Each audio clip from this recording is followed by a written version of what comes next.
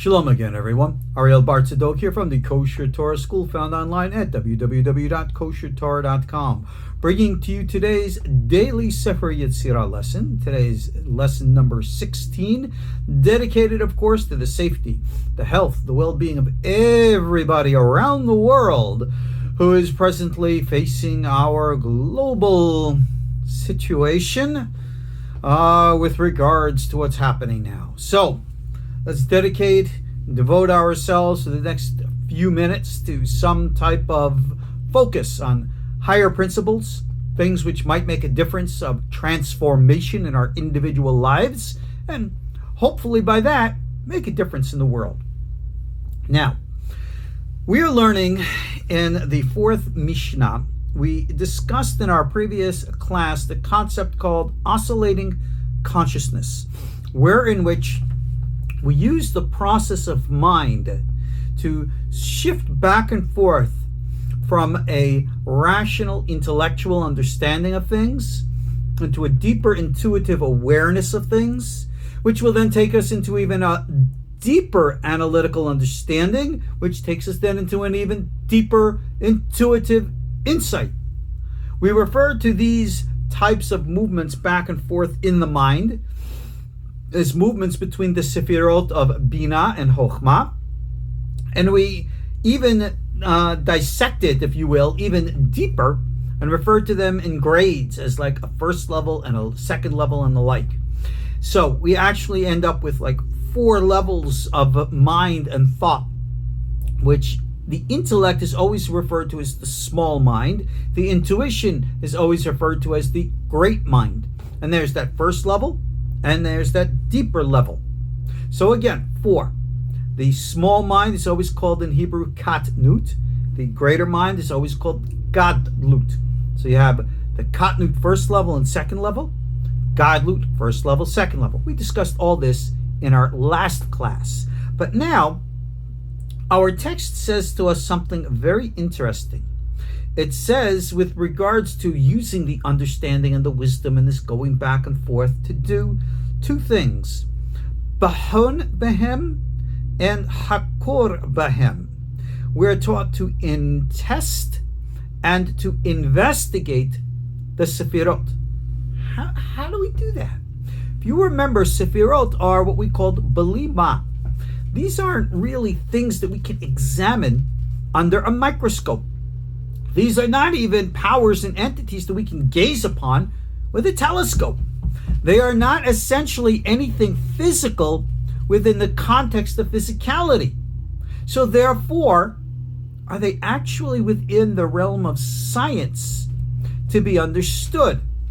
In my opinion, the answer to that is yes, because the great thing about technology today is that it is expanding our connection with the natural world beyond the limits of what the physical senses can experience. So our modern science recognizes, whether proven or not, the reality or existence or the possibility of parallel universes, other dimensions, levels of reality, which in our physical senses we would normally not have access to. But yet, throughout the history of humanity, in every culture around the world, human beings of all kinds have practiced mind expansion techniques. We call them meditation, which enables the individual through consciousness to tap into and to experience these other realities around us and to interact with them in a regular basis.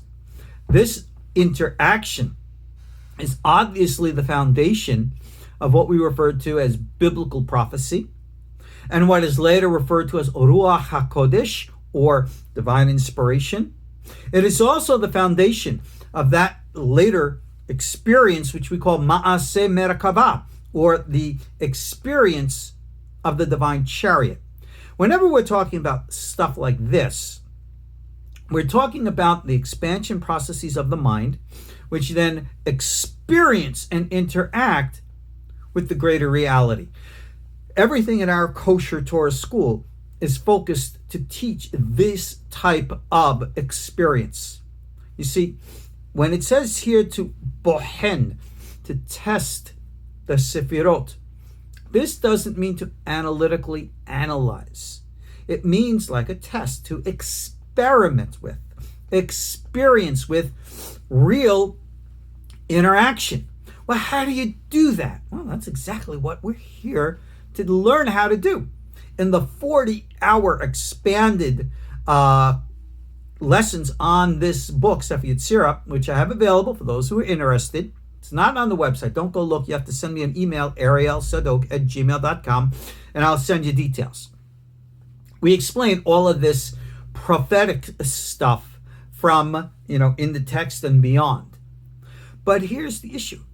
Testing the Sefirot. This is not an academic thing like you see in all the books. In all due respect, I'm going to wax a little political here, and some of you might not like it, and I'm sorry. But over the past few hundred years, Kabbalah, unfortunately, as a course of study, has been, the only words I can think of is like bait and switch. An advertisement, they tell you, come into our place and get this great deal, which you look at, that's impossible. Then you go in, and of course they don't have that deal, and they try to sell you something else at a greater price.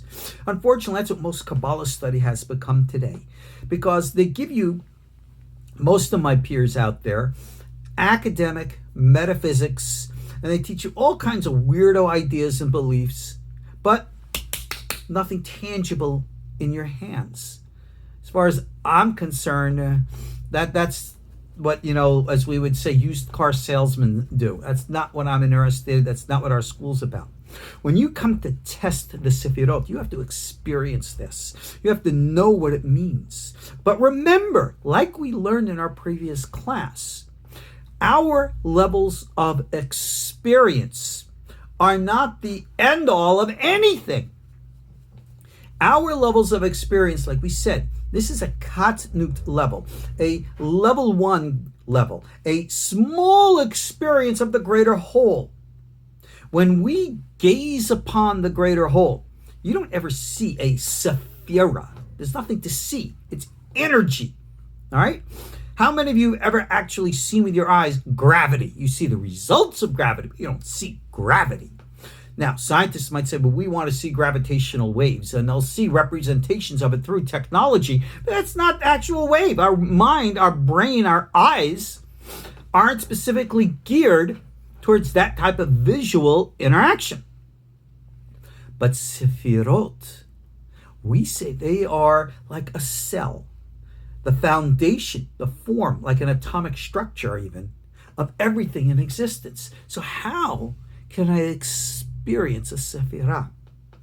This is where we come to understand what we call the Partzufim, or the Sefirotic faces. We recognize that every Sefirah has within it all 10 Sefirot. What the heck does that mean? Who cares?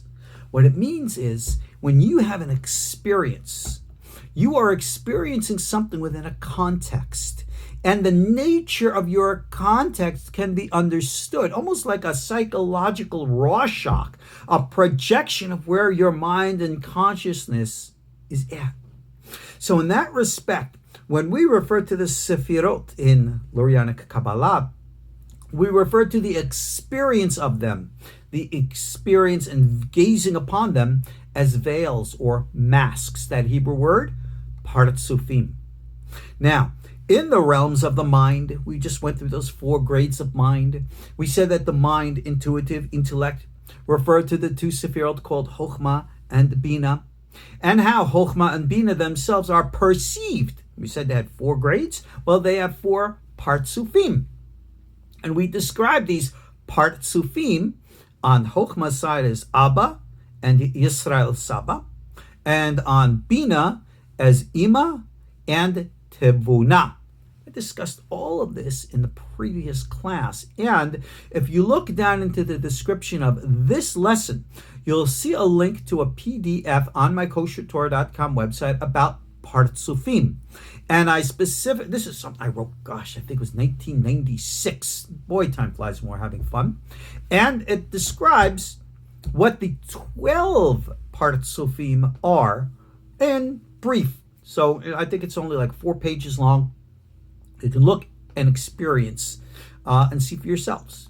Now, the Bechina, the testing of the Sefirot. What do we do this for? What's its purpose? The text again says, "V'hamed davar al bori'av." You can reestablish a thing. The word thing is davar, but it's also a word. And what is a word? A word is what you speak. Where does words spoken come from? Letters. You're reestablishing the proper form. Al bori'av, upon its foundation, if you will. You are, again, establishing the order. Remember how we understand things. The purpose of reality is the coordination of all experience. Our human experience right now, all right, you can call it the metaphorical eating of the fruit, the forbidden fruit of the tree of knowledge, good and evil. This has skewered our perceptions of the world. And being that our perceptions of the world are not clear, therefore we do not actually experience things in the higher light. Perceptions, quantum physics type of stuff, bingo, they got it. But we, mystics of I don't know if I like that word mystic, experiencers within meditation of every culture around the world through history have always known this. These are the veils that need to be removed from our eyes, from our experience. This is why we say behina, bohen, experience these things.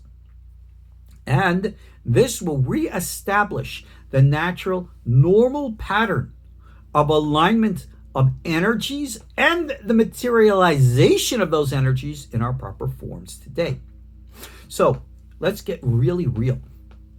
Here we are today facing significant medical crises globally. What do we do? Well, we can do all kinds of hocus pocus magic.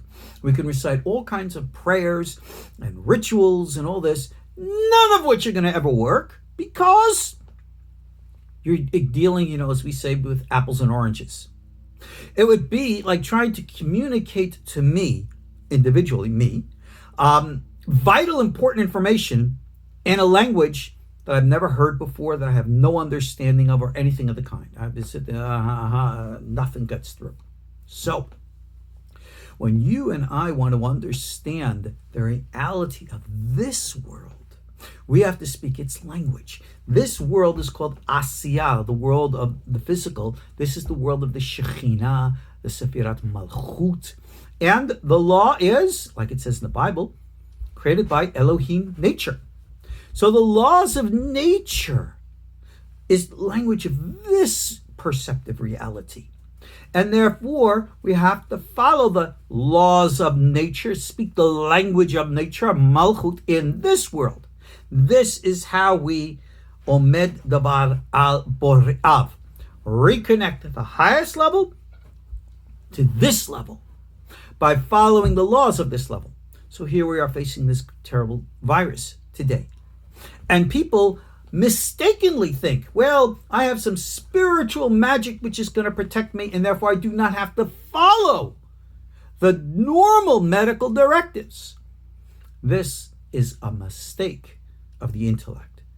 And unfortunately, it has proven to be a dangerous mistake, which is leading to death. Bad. Don't do this. The Partzufim enable us to experience relative and evolutionary gradients of spirituality. When the mind properly connects to the experience of the Sefirot, we are then taught to choker behem, investigate, choker, hakira, and that is the using of the mind. Here, bechina, to test. This is the internal introversion of gazing within and above. The hakira is the projected external investigation, like science. So I don't care how secular modern science and scientists are. They are performing a hakira, an investigation of the laws of nature, the laws of Malchut, and they are essentially fulfilling this mystical and Kabbalistic investigation, even though in their atheist point of view, they have no idea the ultimate goal of what they're tending to reach. Essentially, they're doing something that the mystics have been doing all along. Go figure. The Hakira is to know and understand the parameters of things. This is why not only is our understanding of Sefirot and Kabbalah and mystical realities important, but equally important is what we call the Sodot Ma'aseh Bereshit, the secrets of creation, to recognize the correlative relationships of natural law made by Elohim, that revelation of God within this world. Now, our world, as we know, is created with the 7 days. The Bible says so. 7 days correspond to the 7 lower Sefirot. Those are not the realm of the mind, but beneath it, the realm of higher humanity. Well, this is referred to in Kabbalah speak as the higher, in quote, human, called Ze'ar Anpin, or the small face of God, and corresponding the physical world called Nok. Nok is the Malchut, Shekhinah, or the feminine of the higher face. Male, female, always in that sexual tension of balance. But even the higher face called Ze'er has both a higher and a lower, an introverted and extroverted form to it.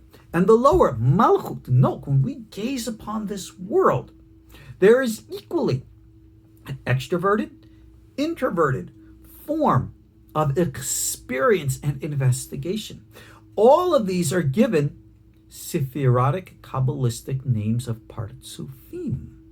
And again, in the face of Ze'ar Anpin, you have 2 Partzufim. One is the higher face, which looks up to receive, is called Ze'ar Anpin, or Yisrael.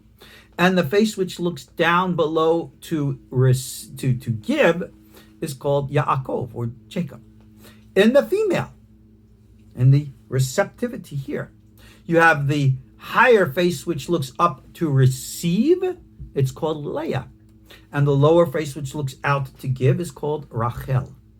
Now, for those of you who know a little Kabbalah, you know that, and there's a prayers that we recite in midnight called Tikkun Hatzot. And Tikkun Hatzot, or the rectifications of midnight, are divided into 2 parts. One is called Tikkun Leah, and the other Tikkun Rachel. Tikkun Leah, the rectification of Leah, is all self-psychological, introverted recitation of Psalms meant to transform the inner human being. Because Partzuf Leah is actually corresponding to the human subconscious, not unconscious, subconscious. That realm and domain within us, we call it symbolically the back of the head, deep within us, which connects us to the higher self. If you and I want to receive experiences of the higher self, and again, higher self is experienced in lower levels called Yaakov and higher levels called Yisrael, then you got to go through the inner stuff, the inner subconscious.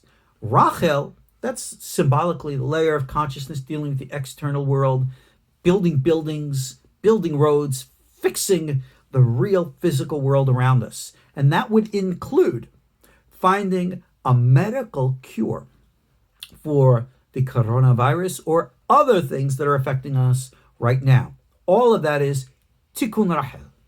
But looking inside ourselves to recognize, why are we so messed up in our minds? Why do we deny the realities of Rachel, Malchut, doing what needs to be done naturally? These twists of the mind are blemishes or pagamim or klipot of Leah, symbolically, Partzuf Leah. So we have to rectify that. We got to fix it all up. This is the chakira, the investigation, so that we can, as it says here, Choshev Yotzer al Mechono, restore the formator, Yotzer, which again, remember we said Borei or Beri'ah is something from nothing. So God is called the Borei, the creator. Because, again, something from nothing. Nothing is a higher dimensional plane, which we cannot experience. Something's there. I don't know what something is in nothing, but something's there. But here, something from something. We can reestablish that order. We can do the right things. When we understand the greater pattern and we perform the inner investigations and test and experience and know the truth. All right? The Christians know this saying because their leader, who was one of our guys, said, "You will know the truth, and the truth will set you free." And that's those are true words. Those are Jewish words. Remember that. When you know and understand the actual nature through experience, then you will know wisdom. And as the great sages in Pirkei Avot said, Ezihu Hacham, who is truly wise, who grasps the Chokhmah above? Halomed Mikol Adam, the one who learns from every Adam. Adam, man, that's Zerampin. And Zerampin comes from Yisrael to Yaakov. And Yaakov then speaks with Leah and Rachel. All that symbolic Kabbalah speak to put us all in balance. I've gone over time. Check out what we have for you at KosherTorah.com online. And I'll see you on our next class. Shalom.